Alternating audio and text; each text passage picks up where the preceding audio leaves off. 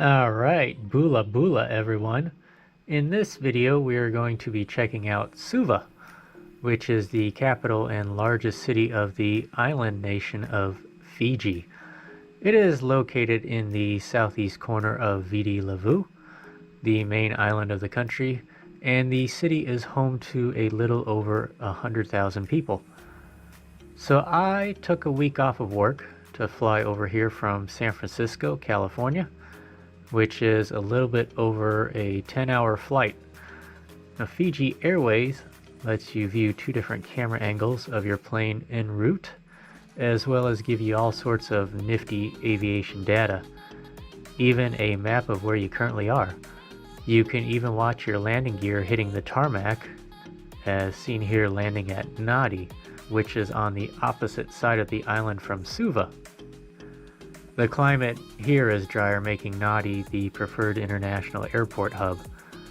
Now, Fiji only has 3 current hubs to the US, San Francisco, the other 2 being Los Angeles and Honolulu. Most Fijian Americans, in fact, live in California, and purportedly a large population of them reside in the Sacramento area, which was kind of a surprise to me. So this is just a view inside my hotel. Was rather inexpensive, quite a nice simple layout. Oh, and here is some carton milk I got at a nearby supermarket. Just thought I'd throw that in there, kind of interesting.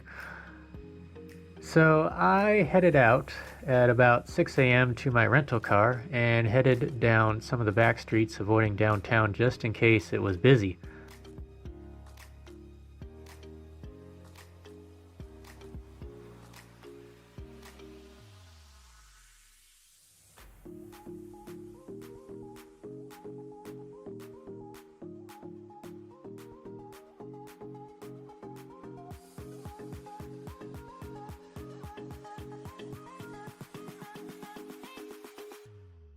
I took this perimeter road that follows along the seawall of the South Pacific. Speed limits here vary from 50 to 60 kilometers per hour to a max of 80 outside of towns and villages, which in all honesty is rather slow, about 50 miles per hour. But here it's a quiet, pleasant drive. The winds are calm, and the trade winds, which come from the east, haven't rolled in yet for the day. But today is October 10th, otherwise known as Fiji Day. This year, 2025, marking 55 years of independence from the United Kingdom since 1970, and thus making Fiji become a sovereign state with the Commonwealth. The celebrations here in Suva take place at Albert Park, but they don't start until around 9 a.m., which leaves me a few hours to explore the downtown area by foot. Now me, thinking like an American, thought I'd had to rush out early to claim a parking spot close to the action. But as I got within sight of the park, it was almost a ghost town, making me question whether there was even a celebration today, or if I even came to the right location. But silly me, I wasn't thinking in Fijian time as the locals have told me. Here things are very relaxed. In fact, most people didn't even show up till about 8:30. But regardless, I got a spot.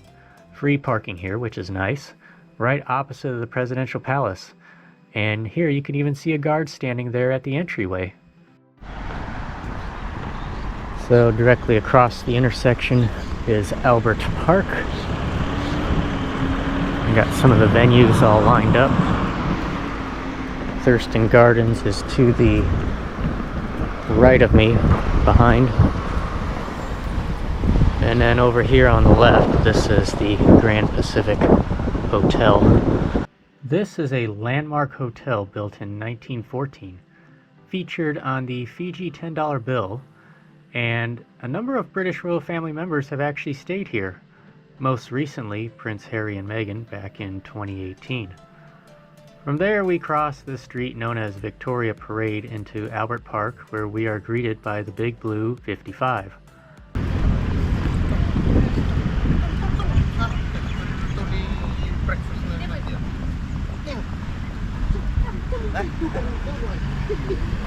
Across from Albert Park to the north are the government buildings built from 1937 to 1939 in Art Deco style. It houses the offices of the Fiji Prime Minister, the High Court, and Parliament. In front is a statue of Lala Sakuna, who was a high chief, scholar, soldier, and statesman, and is regarded as the forerunner of post-independence leadership of the country.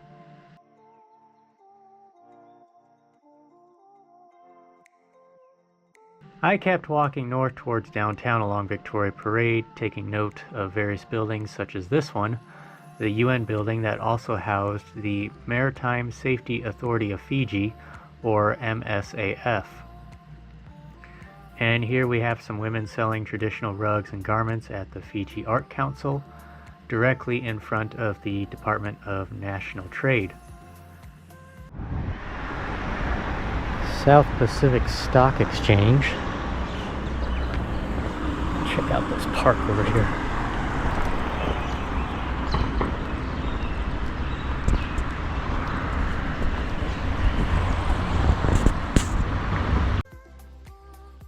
So now I'm standing in the vicinity of the Suva fish market. This is a major commerce area to the city.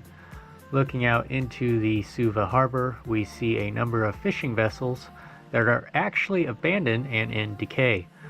Many of them originate from China, and there are efforts by MSAF to get them removed from the area.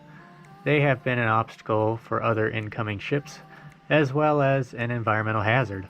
Much of the issue is a result of weak and lax enforcement to get the boats removed, as well as limited insurance and salvage costs, leaving the cleanup at the expense of local authorities. So now we will wander through the public market. Many larger communities in Fiji have these public produce markets, but being relatively early, there isn't much activity going on.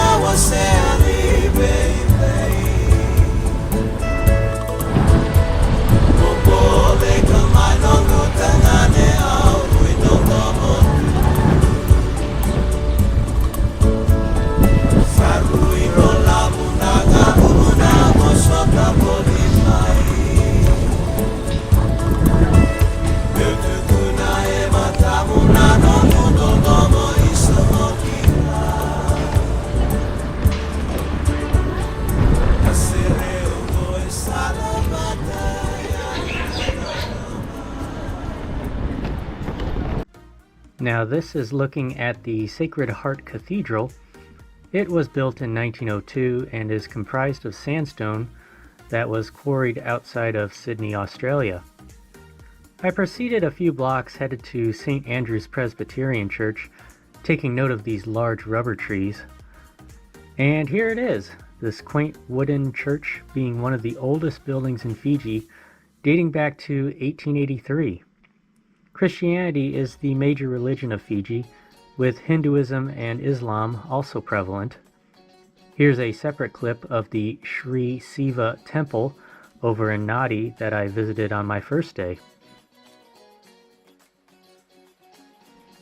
I start meandering back towards Albert Park, where we can see that more people have shown up. A seated tent area stirs a commotion where the marching band is doing some practice performances.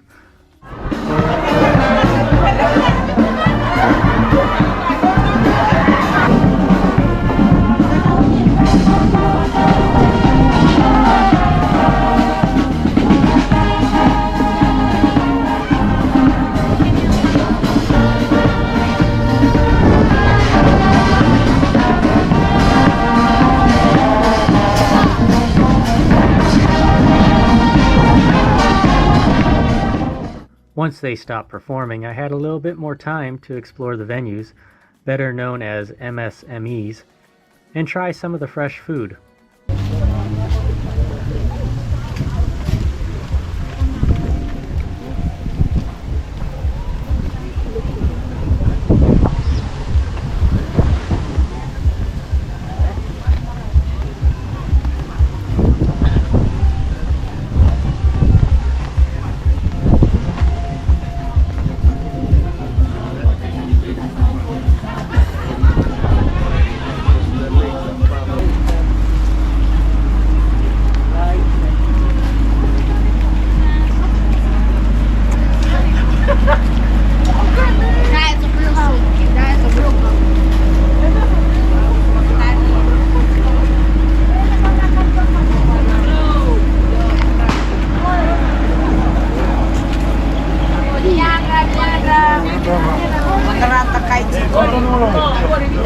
Wow, hello, good morning.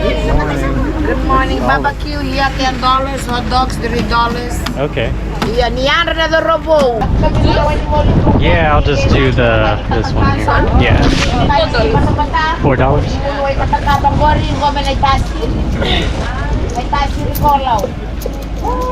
Wow.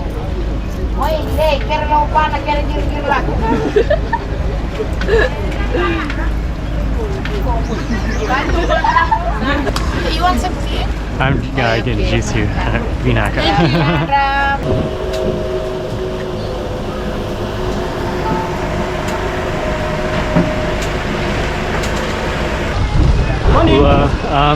Do you have the pulled pork pie? I'll take one of those. Unfortunately, I didn't get to capture the troops and band marching down Victoria Parade. They were followed by a long line of traffic that suddenly made the city bustling with activity. The soldiers were staging at the end of the venue line, quickly washing their faces from public faucets in preparation for the long, formal military parade. I found my perch for the first part of the ceremony. As you can see here, the Navy wears solid white. The Fijian soldiers wear a red military shirt, a white Sulu, and sandals. This year's theme was Peace, Unity, and Progress for All.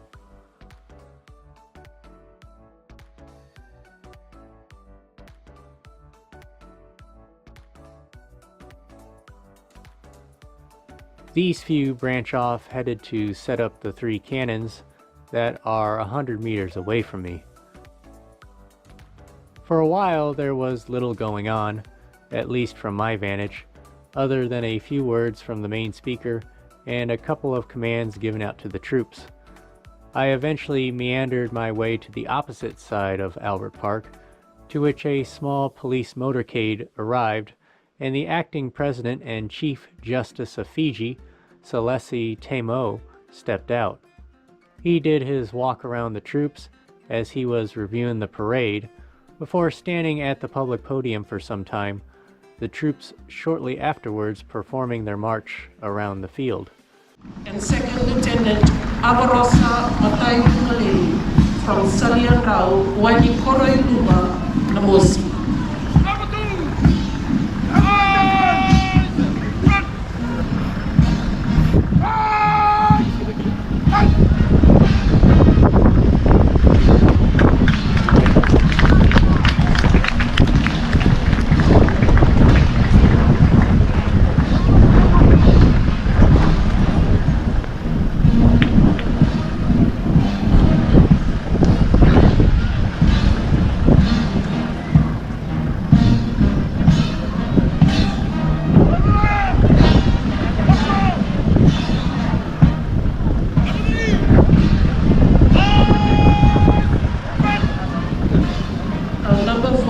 detachment is led by the platoon commanders, Second Lieutenant Felipe Sumururaga from Makani Bau Tenyeru and Second Lieutenant Semi Lawaka from Nagamaki Koro, Domain.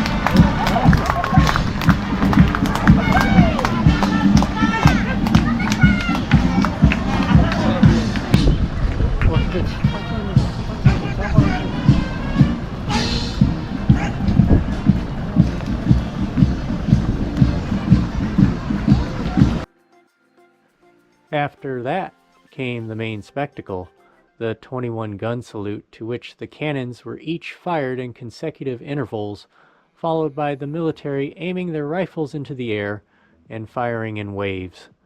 The cannons were way louder than in this video.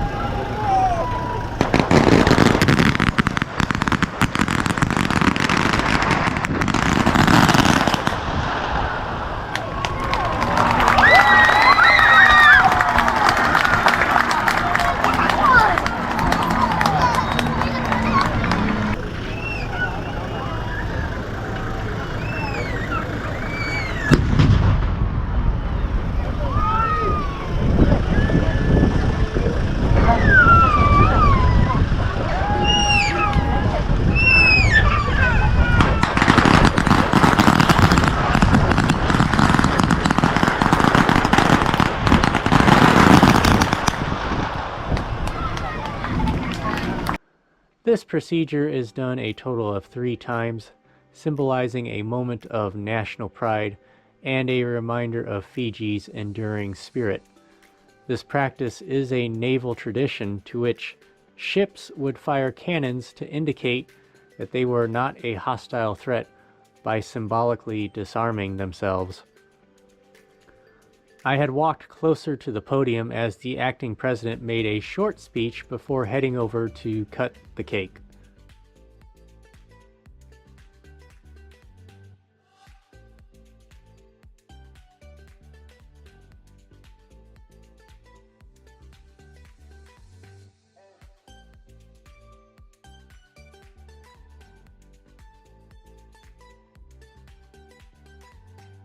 Afterwards, he was escorted, and the parade was wrapping up. Once the soldiers were off the park, the parade had concluded, and everyone was free to roam around and check out the activities.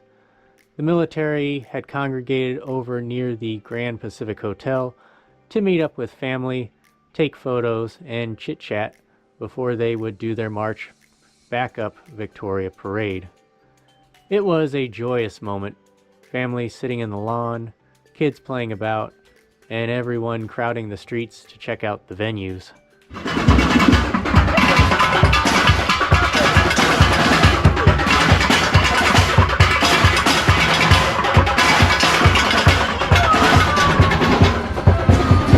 Welcome to my evening, the closing of the day. You know I could try a million times, never find a better way. tell you that I love you, and all the songs I played are to thank you for allowing me in the lovely day you made. Welcome to the morning, welcome to my day. Yes, I'm the one responsible, I made it just this way. Make myself some pictures, see what they might bring. I think I made it perfectly, I wouldn't change a thing.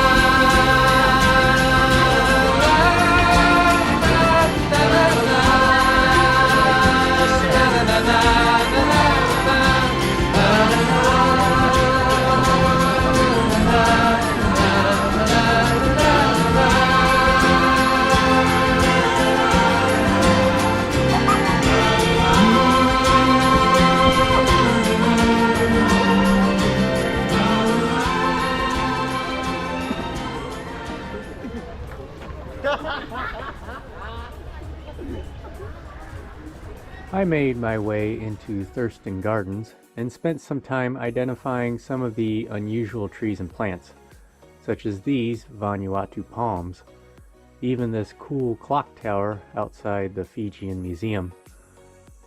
By this time, the soldiers had begun their march back north, to which I had missed yet another video opportunity. Dope! After the gardens, I made my way back to my car and eventually headed out, wrapping up 3 days spent in Suva. It was one of my biggest goals coming here to Fiji, seeing the Independence Day events. Nothing over the top or fancy, not loud, but modest, friendly, and a chance for Fijians to share their culture, cuisine, and spirit.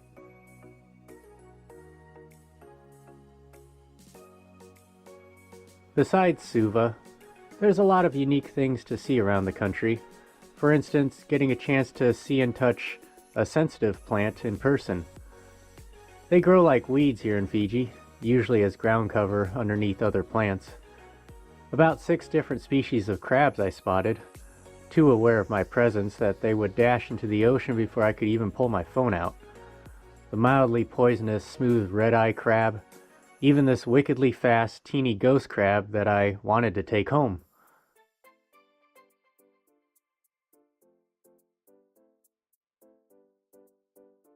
Coral, mini sand dollars, shells, even cone snails.